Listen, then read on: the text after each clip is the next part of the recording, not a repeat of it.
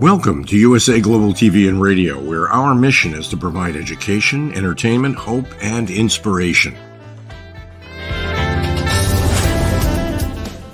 USA Global TV and Radio connects you with experts and audiences all around the world every single day to help you succeed in business and to live a richer life. Visit us at usaglobaltv.com to learn about career and life-changing training and mentoring programs like the Listening Mentor. Subscribe to our newsletter to stay informed about our special programs and offers. Discover how you can become a guest on one of our shows or a host or producer of a USA Global TV and Radio show of your very own. That's USA Global TV and Radio, where the doctor is always in.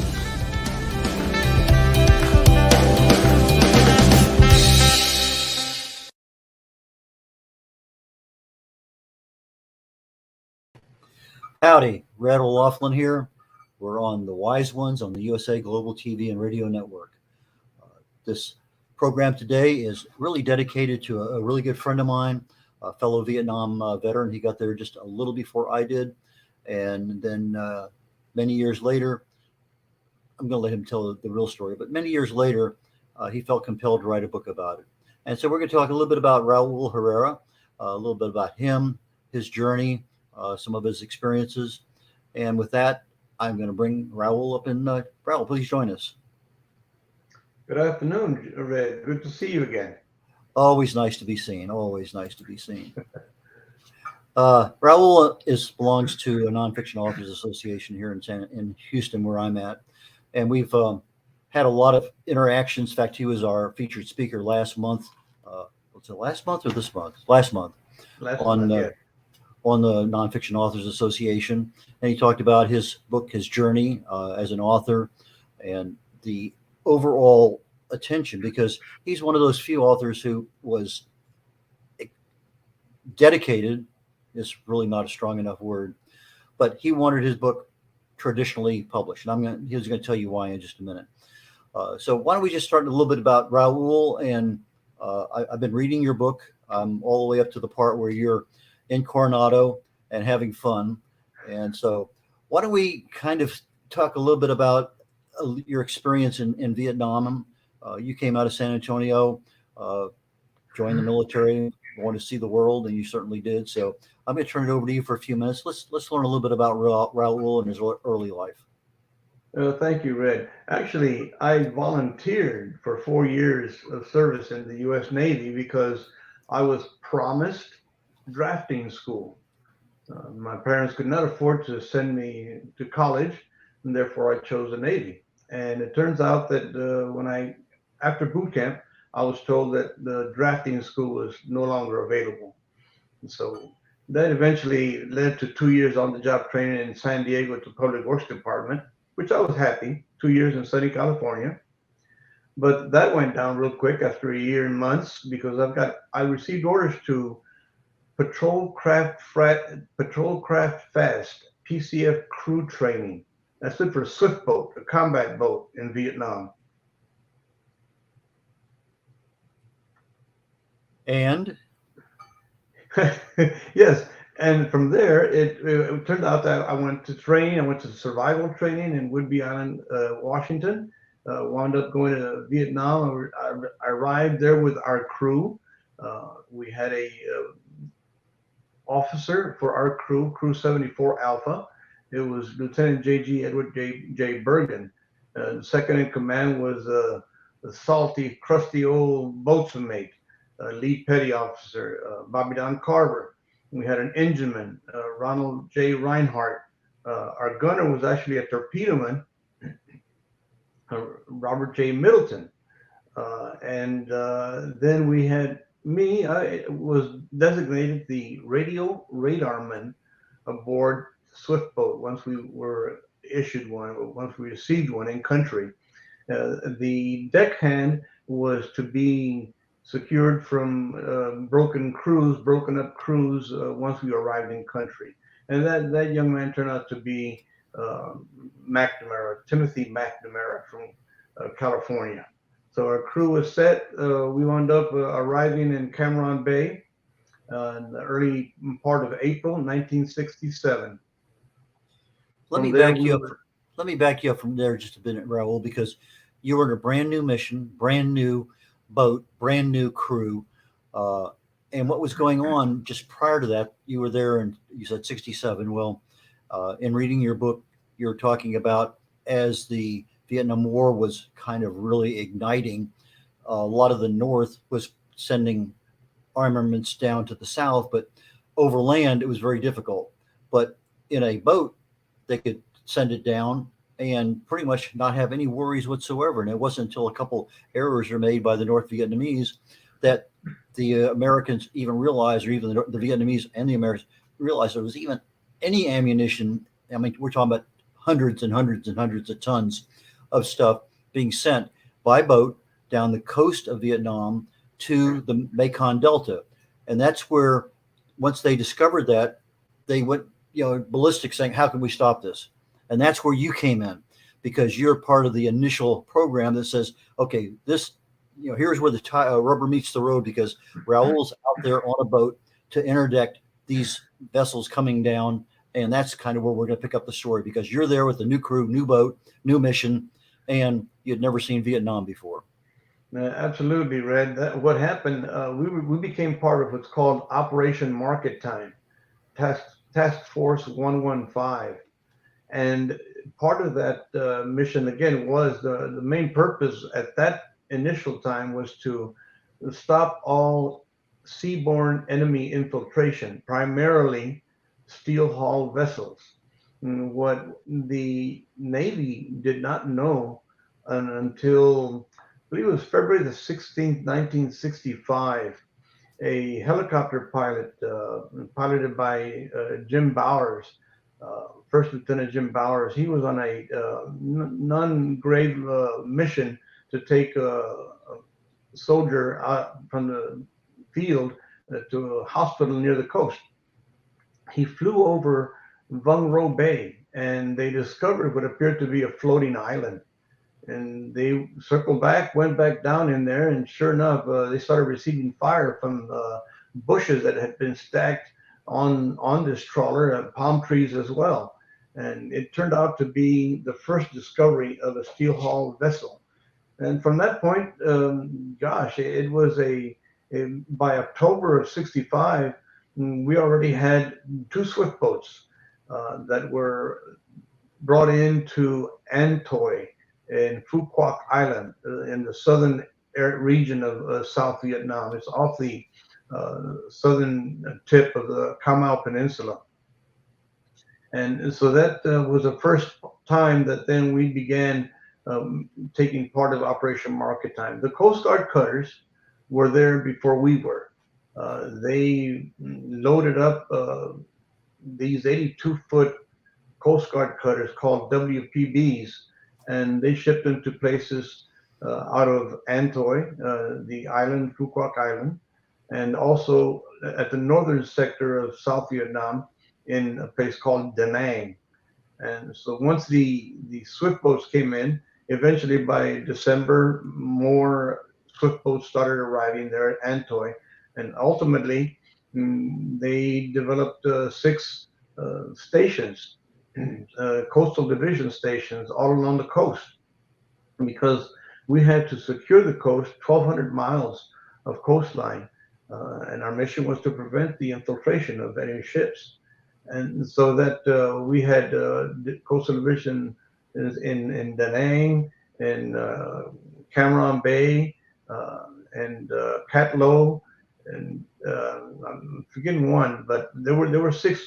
Chu Lai was a detachment that became a division for a short period of time, but we were well covered. The whole coastline was covered. We were the last line of defense all along the coast. Further out to sea were the destroyers, followed by, including minesweepers, followed by then closer to shore, the Coast Guard cutters, and the last line of defense were the swift boats from the beach out to possibly 3-4 miles, but mostly patrolling the coastline. So as long as those boats remained outside of the territorial waters of Vietnam, there was not a problem. You just merely tracked them. And once they started going into territorial waters, they were ordered to stop. If they didn't, they were at their own peril. Now, Correct. behind your right shoulder, I see a boat up there that looks very reminiscent. And I think the movie, what was it? It may not be the exact same one, but I think it's in the same similar class. Apocalypse Now. I think one of the most often repeated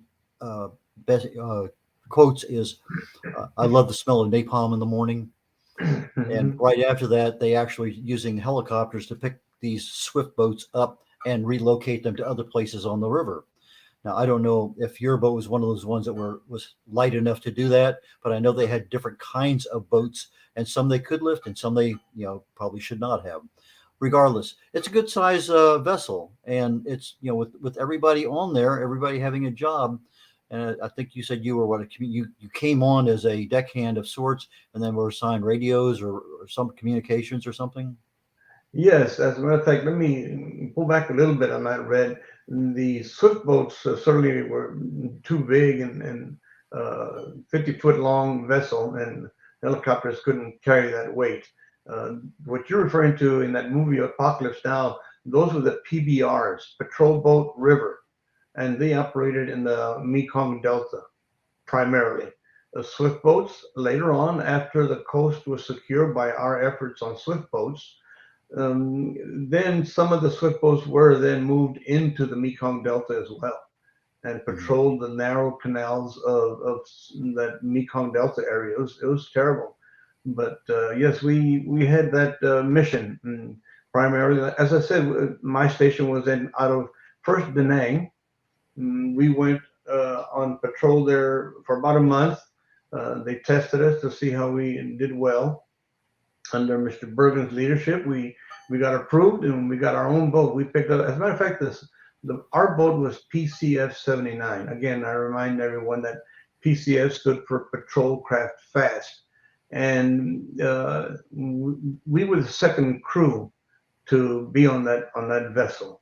And once we took ownership, then they sent us south about maybe 50 some miles into a place called Chu Lai. Interesting thing, Chu Lai is not a Vietnamese name. The story goes, myth or not, General Krulak was in charge of the forces out on ships that were supposed to land in Da Nang and other places at the beginning of our effort in Vietnam. And General Krulak was looking for a secondary base to Da Nang because Da Nang was overloaded with missions going north. So he spotted this area, which is, of course, Chu Lai, and he named it. He named it after himself because supposedly the story goes that Krulak in Mandarin sounds very much like Chu Lai. So I'll leave that up to you if that's a myth or truth. I'm not going to say that that's a sea story, but because that had to do with the General Krulak, but it's an interesting bit. You look it up and it's not a Vietnamese name. I was stationed out of Cam Ranh Bay. I had several places I was over there. I was flying market time missions in a Navy P-3 reconnaissance aircraft. And our mission was to identify the infiltrator trawler coming from the north to the south. We had one pass only. That was it. We had 400 millimeter Polaroid camera with a gyro stabilized fitting. So you could take really good close-up pictures of a boat as you're going by at 180 knots. And so we had one pass. We make a decision. Is that or is that not? And there were 6 different classes of infiltrator trawlers when I got there. There may not have been near that many when you were there. But once we found it, then we told the world about it, and they made a decision on who was going to follow it. We stood out about 15 miles, tracked it on radar. They couldn't see us. Sometimes the destroyer would come out and stand off about 15 miles, and their radar would track it. Sometimes a submarine would come out and literally just follow it all the way down to the Mekong Delta. But that was ours. But now with your particular case, it was an earlier version of P2 that was on market time patrol. And why don't you take it from there and let us know, how did the air assets help your little bitty boat there in the Vietnam? Well, yes. What happened was that aircraft YB-10, the pilot was Commander Branscombe. He spotted it. His crew spotted the contact on the surface. It was heading towards the coast of Vietnam. As you said, the territorial waters are 12 miles out, and he was well beyond that. But the heading of this vessel, 120-foot steel hull trawler, was going due west towards the coast, and there was no harbor in sight in the direction it was headed. And so they, as you said, they went down, and I believe in your unit it was called the pilot called for rigging stations, and that's when everybody manned their stations and got ready to go down to close to sea surface and take pictures and observations of the vessel. Saigon received the report. Immediately, Saigon notified the USS Wilhoit, who was patrolling the outer areas of this area in the Quang Ngai province area, which is, again, south of Da Nang and further south of Chu Lai. And so as it worked out, as you mentioned, the aircraft kept the eye on this contact from above. And of course, the destroyer, when it finally reached radar contact of this vessel, it was after midnight. And in the Navy, an unidentified contact, surface contact, is called a skunk. And if it's after midnight, they start with Alpha, then Bravo, then Charlie, then Delta. So that's how this particular vessel was codenamed Skunk Alpha. And from there, the trawler turned back around and went away from the coast, thinking that, well, perhaps we've been discovered. Let's see if we can just go out a little bit and then come back. But in fact, they went so far east, they went and anchored on the seaward side of the Paracel Islands. And it wasn't until, and this happened July the 11th when it was spotted late in the afternoon. It wasn't until the 14th that they started heading back towards the coast, thinking that the coast was clear now, and using the darkness of the moon, it was calculated that this vessel was going to come in at the darkness of the moon. And their target, presumably, was in what's called the Batangan Peninsula area. And just a bit south of center of the peninsula was a river called Saki, S-A-K-Y, the Saki River. And so the commander of the Northern Surveillance Group in Da Nang, before I Corps, you may recall that Vietnam was set up in 4 different regions: I Corps, 2 Corps, 3 Corps, and 4 Corps, all the way south. Well, he established an intercept task group. It included the USS Wilhoit, included the gunboat, the USS Gallup, the Coast Guard cutter, the Point Orient. And then as the ship, the trawler, started getting closer to the coast, it was determined that the swift boat assigned to the area where the Batangan Peninsula is located was going to be the 4th intercept vessel.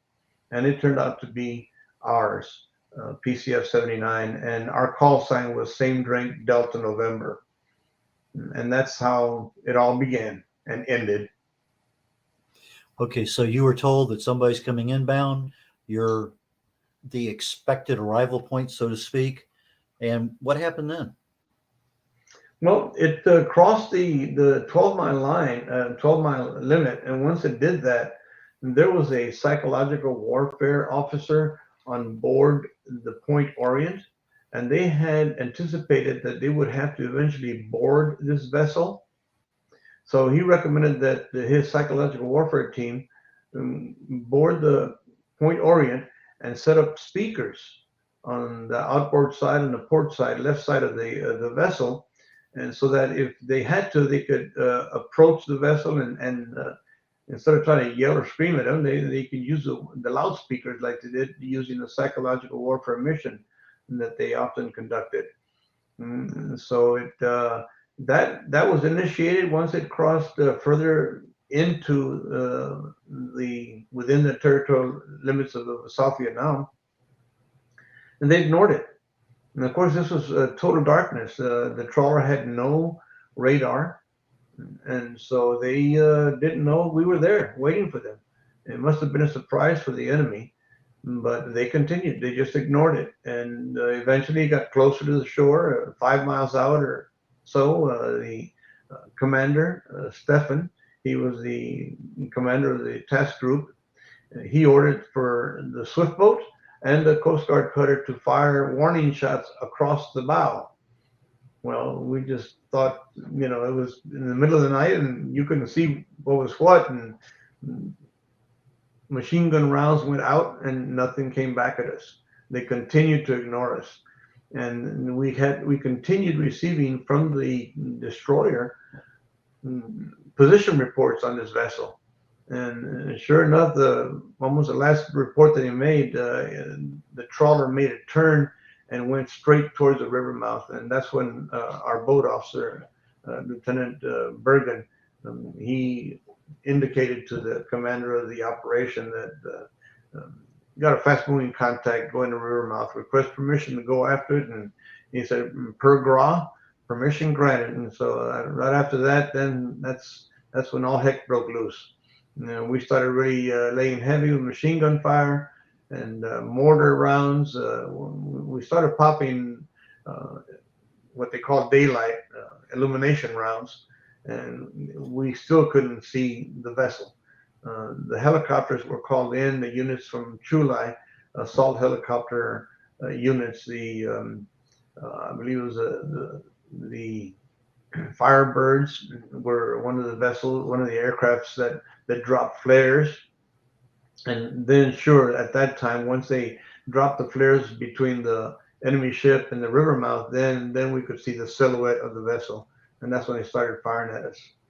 And eventually our boatswain mate, Bobby Don Carver, he's the one that fired the 81 millimeter mortar round white phosphorus into the trawler's pilot house and forced it to run aground at the river mouth of the river. Now, had they just stopped, they would have been boarded, they would have been detained, cargo would have been taken away, boat would have been impounded, nobody would have been killed. Thank you very much, end of story for that mission. However, when you start violating the normal rules that are set up there, you ignore everything, you start firing back, everything is free fire zone at that point in time.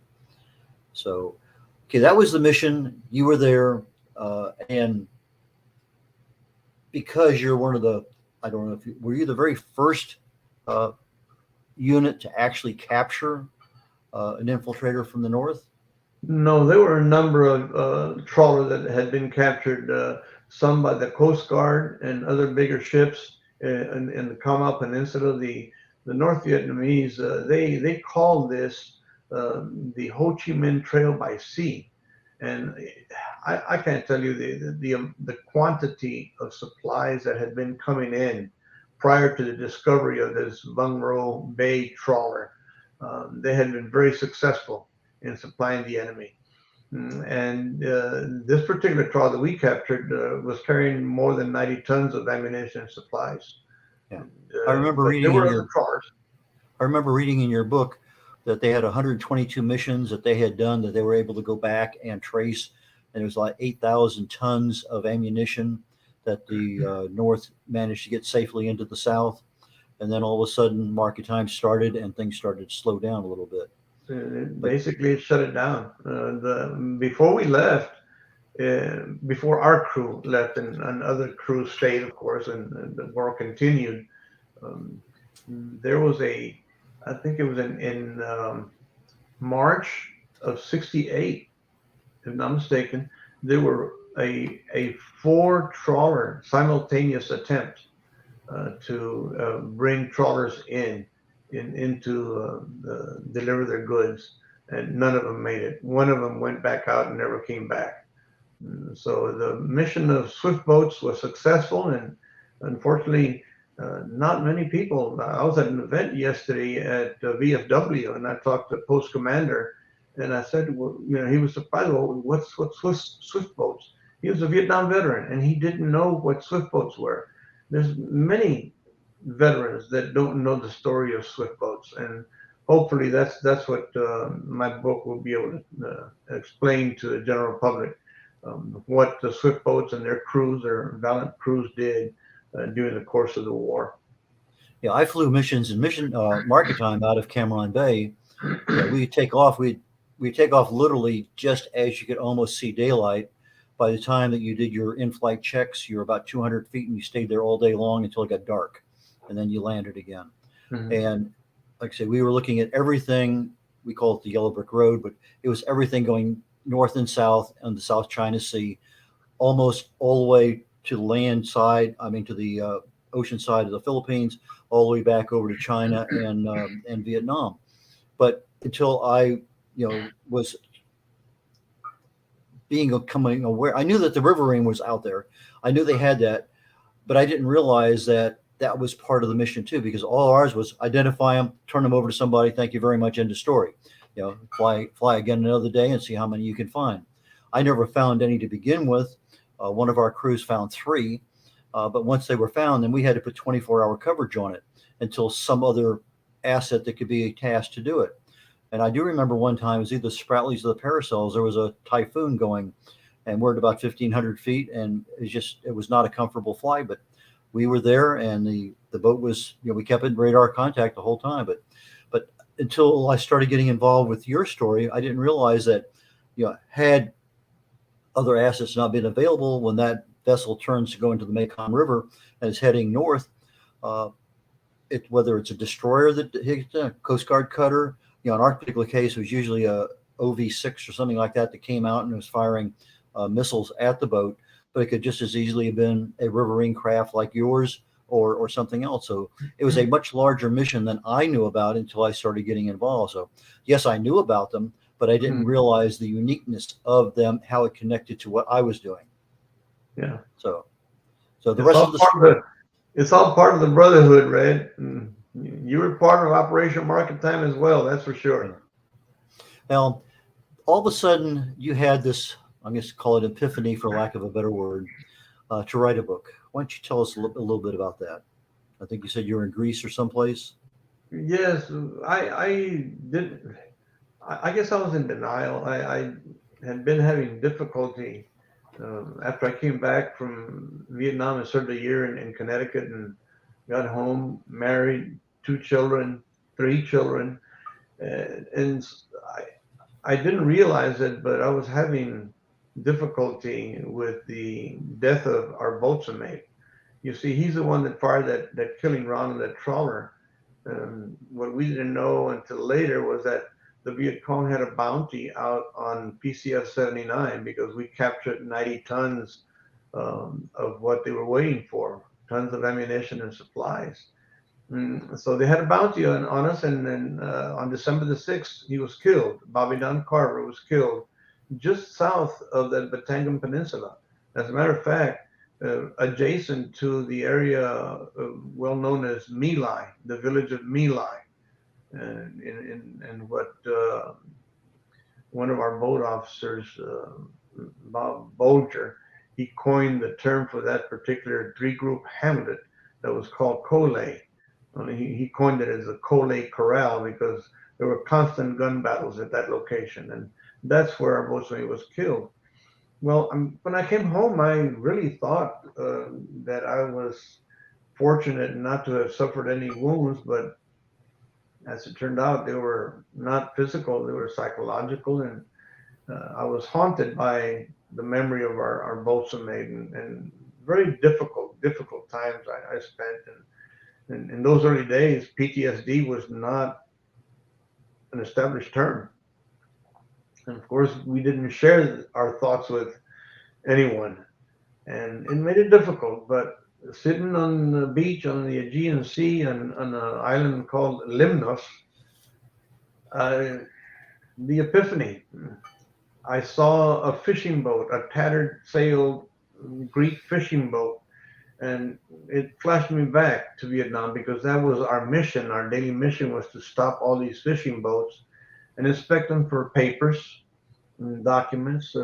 Oftentimes, we did through the help of our Vietnamese liaison officer. We kept some of those for further investigation, and some turned out to be Viet Cong. And that was part of what we did. That was part of our daily 24-hour patrol. But sitting there seeing this fishing vessel reminded me of, again, all these episodes that had been happening to me, and pretty strong episodes that I went through. And the thought came to me, well, maybe these episodes are real, and he's communicating with me from the beyond, that he wants our story to be told. What we did through his effort, capturing this, keeping 90 tons of supplies to the enemy. He wanted his story told for his children to know that his death was not in vain. He saved many, many free world forces' lives by doing so. And so that's when it all began. I decided to put my thoughts together, and eventually, long story short, when I actually started writing the book after doing research and doing an outline, I really didn't know much about how I was going to do this, but I started. But once I started actually writing the story, all these episodes stopped, and I haven't had them since. Well, I will say one thing: you're a very easy to read author. You summarize things very nicely, easy to keep involved with what's going on. So from that part, it's literally like having a conversation with you. So why don't we talk a little bit about the book itself? Okay. Yes. I wanted all my social media is Skunk Alpha, LinkedIn, wherever it's Skunk Alpha, because that's the code name of the ship that we captured. But of course, the publisher, Texas Tech University Press, they accepted my work, and the book is scheduled for release on the 27th of this month, just around the corner. 11 days in a wake up, as we used to say in Vietnam, if you may remember, Red, when we were getting ready to head back home. 11 days in a wake up, and the book will be released. So yeah, the publisher decided Skunk Alpha. Well, yes, it's intriguing. People will say, "Well, what the heck is Skunk Alpha?" They'll Google it and find out. But they thought, let's add another word to that, and that's where capturing Skunk Alpha comes into play. And so that's what the title is, and is due for release on. They're taking. I've seen in booksellers on the internet. Your typical, Barnes and Noble, of course, Texas Tech University Press, Amazon, Goodreads.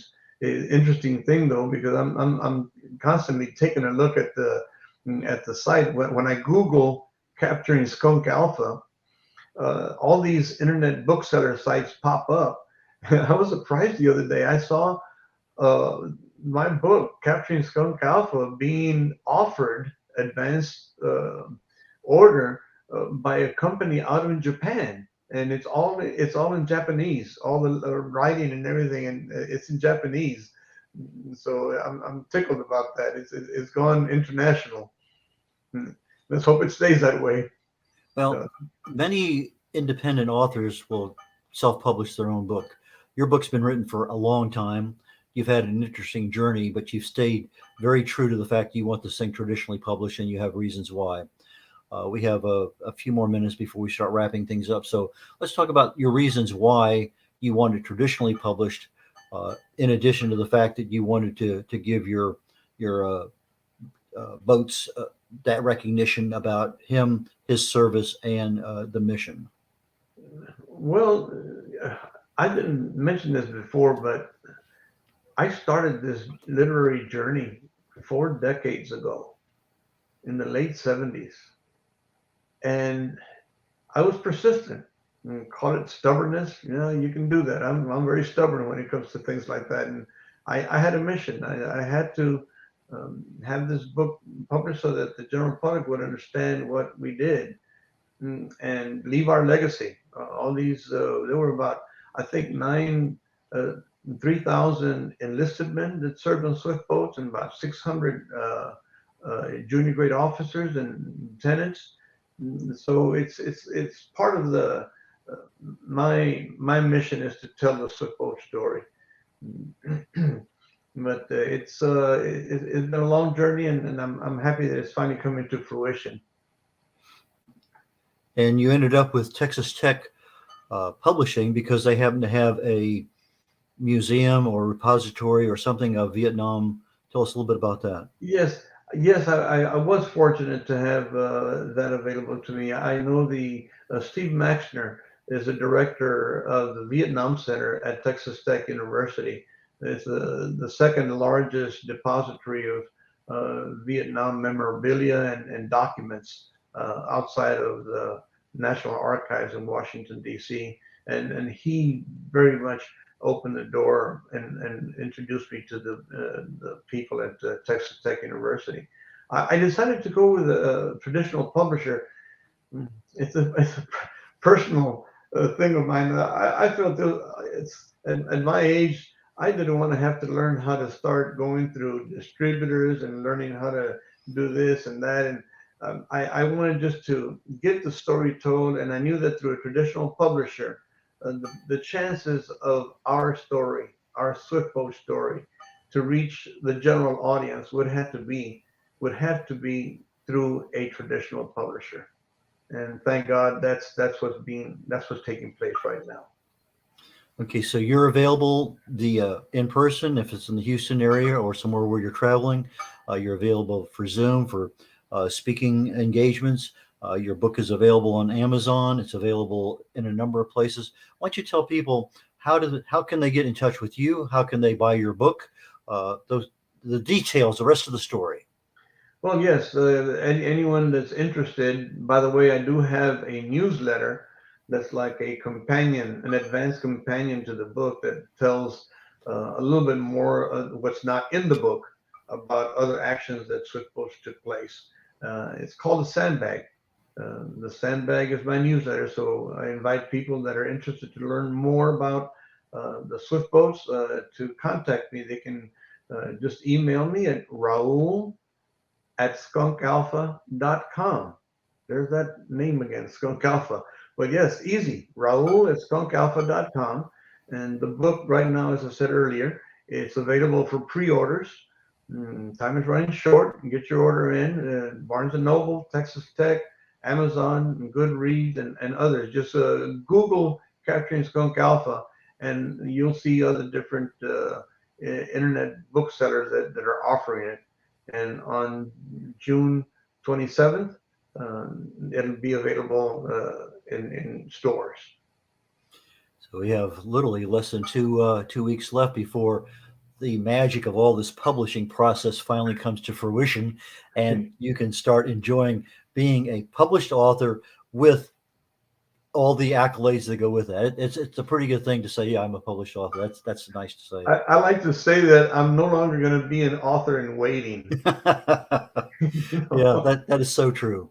Raul, I really and truly enjoyed our conversation today. I know there's some other little stories that you didn't pass on, and there's a lot of those. So if somebody gets in touch with Raul, you probably learned a few things that you didn't hear today. And so I'm going to go ahead and start wrapping this thing up. Raul, thank you very, very much for joining us today on the Wise Ones on the USA Global TV and Radio Network. And if you missed our live showing today, it's available on the archive on YouTube on USA Global TV. I'm Raul Herrera. Oh, you're most welcome, Raul. I'm Raul Herrera. I have a show literally in about 10 minutes or so, 15, called Talking Heads. And it's generally a 6-part series on a topic of health and wellness. We just finished an 8-part series, kind of unusual to go 8, but we did an 8-part series on cancer, its causes, and your options. I'm getting ready to start a new one, probably something dealing with weight management. I think that's kind of the direction I'm leaning in for the next 6-part series. But in the meantime, I had an experience with artificial intelligence recently, ChatGPT, and I was using it to get a book edited. And in the process of getting that book edited, I'm saying, I bet this thing would be of immense value just for health in general. So I did a presentation yesterday to a Chamber of Commerce about artificial intelligence and your health. And I put together a similar one for Talking Heads today. It's going to be a one topic only. Hopefully everything will be done very easily within that one 30-minute segment. And with that being said, please join me. We're talking about artificial intelligence and your health. How can you use it to be your concierge service to get all your questions answered? So with that being said, Red O'Loughlin dialing out now, and I will catch you next week at this time on the Wise Ones, and again, following Wise Ones on Talking Heads on the USA Global TV and Radio Network. Bye now.